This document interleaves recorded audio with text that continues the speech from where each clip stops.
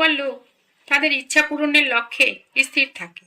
পরের ভালো করতে নিজের শক্তির অপচয় তারা কখনোই করে না। কারো প্রতি দোষারোপ করো না যদি তুমি তার দোষের নিশ্চিত প্রমাণ না পাও। বর্তমান যুগে সাবধানতা অবলম্বন করাই ভালো, নয়তো কখন কে সরলতার সুযোগ নিয়ে ক্ষতি করে চলে যাবে। স্বাস্থ্য জীবনের সবচেয়ে বড় উপহার।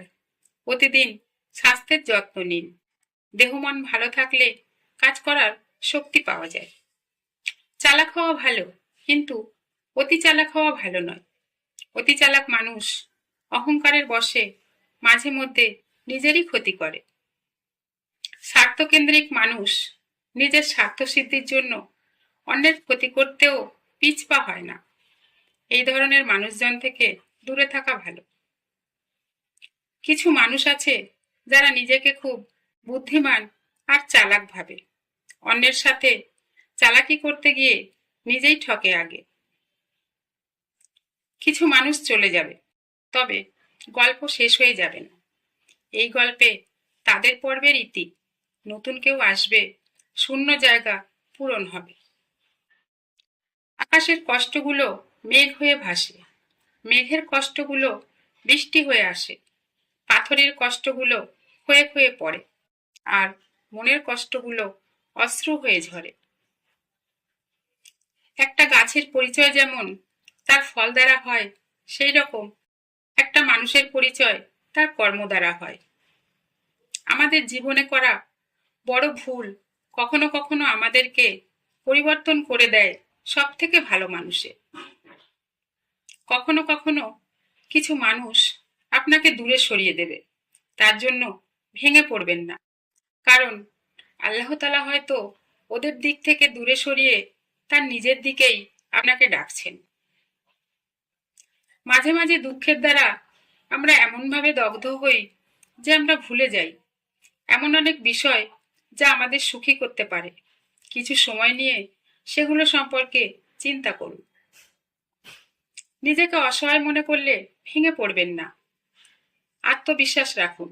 কারণ আপনি আপনার সেই প্রকৃত বন্ধু যে আপনাকে সঠিক রাস্তা দেখাবে। যে কোনো সম্পর্ক তখনই পরিণতি লাভ করে যখন মানুষ তার সম্পর্কের প্রতি যত্নশীল হয়। হারিয়ে যাওয়া সূর্যকে 12 ঘন্টা পরেই ফিরে পাওয়া যায়, কিন্তু হারিয়ে যাওয়া বিশ্বাসকে সারা জীবন অপেক্ষা করলেও ফিরে পাওয়া যায় না। যে নিজে ভালোভাবে থাকতে পারে না, সে অন্য কাউকে ভালো থাকতে দেয় না।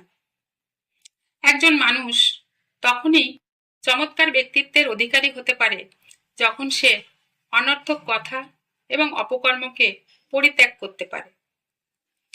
যে না চেয়েই সবকিছু পায়, সে পাওয়ার আনন্দকে পরিপূর্ণভাবে উপভোগ করতে পারে না। বহু কষ্ট সহ্য করে ও ক্ষয়ক্ষতির পর মানুষ বিনয়ী ও জ্ঞানী হয়। যদি সম্ভব হতো, মানুষ শৈশবে ফিরে যেতে চাইতো, কেননা শৈশব একমাত্র চিন্তাহীন ও দায়িত্বহীন সময়।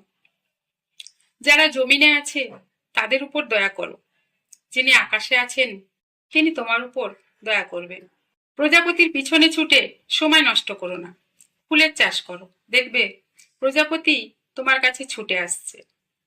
পৃথিবীতে সবচেয়ে নরম জিনিস মানুষের মন, যাকে কোনো কঠিন বস্তু দিয়ে আঘাত করতে হয় না। দুঃখের পরশ পেলেই ভেঙে টুকরো টুকরো হয়ে যায়।